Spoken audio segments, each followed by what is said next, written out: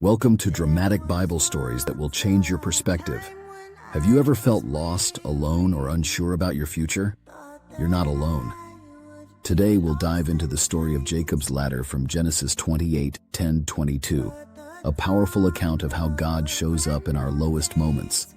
This story is packed with drama, meaning, and hope, and I promise it will change how you see your own life. So, grab your Bible and let's get started.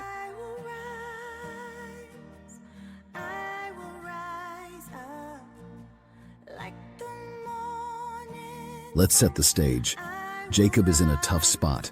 He's just deceived his father Isaac and stolen the blessing meant for his brother Esau. Now Esau is furious and wants to kill him. Jacob is forced to flee his home, leaving behind everything familiar. He's wandering through the wilderness, alone and afraid. Finally, exhausted, he stops for the night, using a rock as a pillow. Imagine that. No bed, no comfort, just the hard ground beneath him. Can you relate to that feeling of being at rock bottom, unsure of what's next? That's where Jacob is when God steps in. As Jacob sleeps, he has an extraordinary dream. He sees a ladder, or some translations say a staircase, reaching from earth to heaven.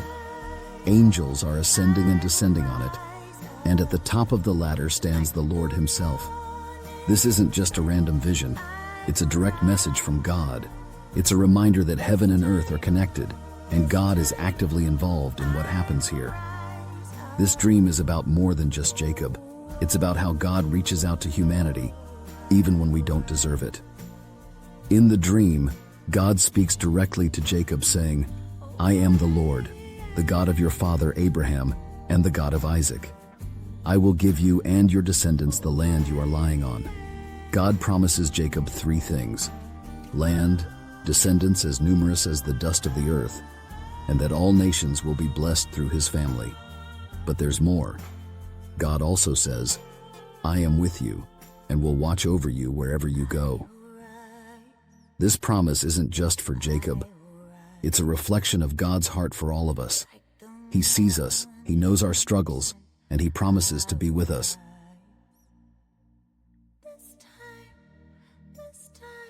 Let's pause and think about this.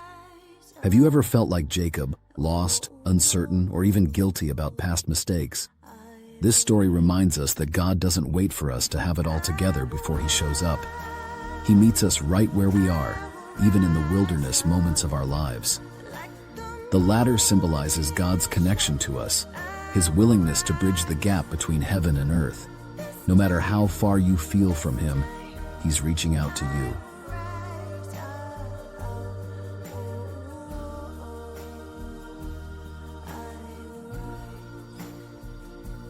Fast forward to the New Testament.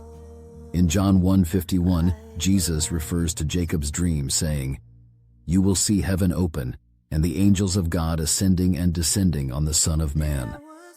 Here, Jesus is identifying himself as the ultimate ladder, the bridge between heaven and earth. Through Jesus, we have direct access to God.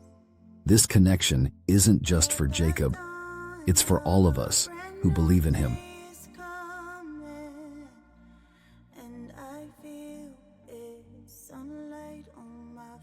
Another verse that ties into Jacob's story is Psalm 139:7-8, which says, "Where can I go from your spirit? Where can I flee from your presence? If I go up to the heavens, you are there. If I make my bed in the depths, you are there." This verse reminds us that God's presence is everywhere, even in the places where we feel most alone. Just like Jacob discovered at Bethel, God is always closer than we realize.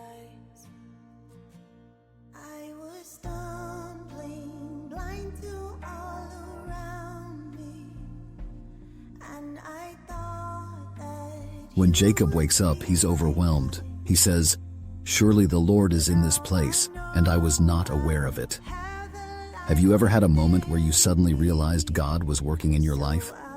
Jacob takes the stone he used as a pillow and sets it up as a pillar, pouring oil on it as an act of worship. He names the place Bethel, which means house of God. This moment marks a turning point for Jacob. He makes a vow saying, "If God will be with me and watch over me, then the Lord will be my God." It's a powerful reminder to acknowledge God's presence and respond with faith.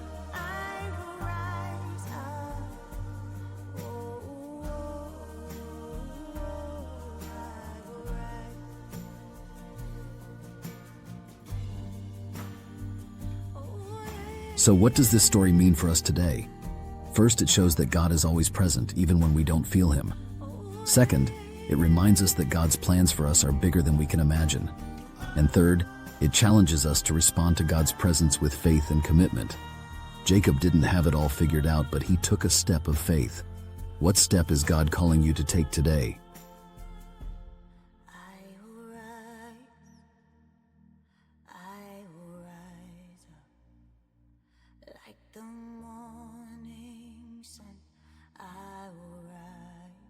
One of my favorite verses that ties into Jacob's story is Jeremiah 29:11.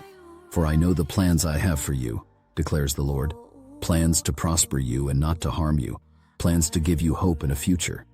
Just like God had a plan for Jacob, He has a plan for you too. Even when life feels uncertain, you can trust that God is working behind the scenes.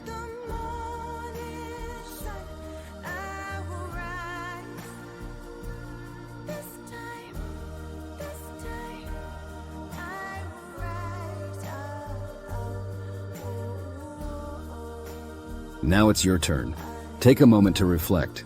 Where is God showing you His presence today? Is there a latter moment in your life where God is reaching out to you? Share your thoughts in the comments. I'd love to hear your story. And if this message encouraged you, don't forget to share it with someone who needs to hear it.